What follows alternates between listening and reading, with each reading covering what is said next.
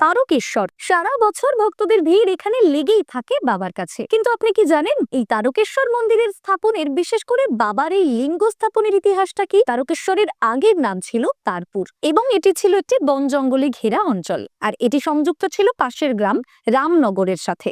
অযোধ্যার নবাবের অত্যাচারে সেখানকার এক প্রজা কেশব হাজারি তিনি পালিয়ে এসে আশ্রয় নেন এই রামনগরে। তার দুই পুত্র ভাড়ামল্ল এবং বিষ্ণুদাস পরবর্তীকালে নবাব মুর্শিদ কুলি খানের কাছ থেকে এই অঞ্চলের জমিদারি লাভ করেন। তাদের ছিল একটি গোশালা, যা দেখভাল করতেন স্থানীয় মুকুন্দ রাম ঘোষ নামের এক ব্যক্তি। শোনা যায় সেই গোশালাতে কপিলা নামে থাকা এক গরু প্রতিদিন তারপুরের জঙ্গলে ঘাস খেতে গিয়ে এক শিলাখণ্ডের উপরে দুধ নিঃসরণ করত। বেশ কয়েকদিন জিনিসটা প্রত্যক্ষ করার পর মুকুন্দ ঘোষ রাজা ভাড়ামল্লকে বিষয়টা জানান।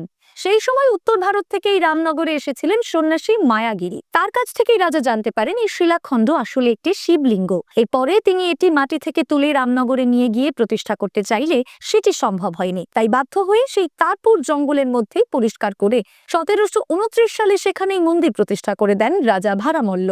আর তারপর থেকেই সেই স্থানের নাম হয়ে ওঠে তারকেশ্বর।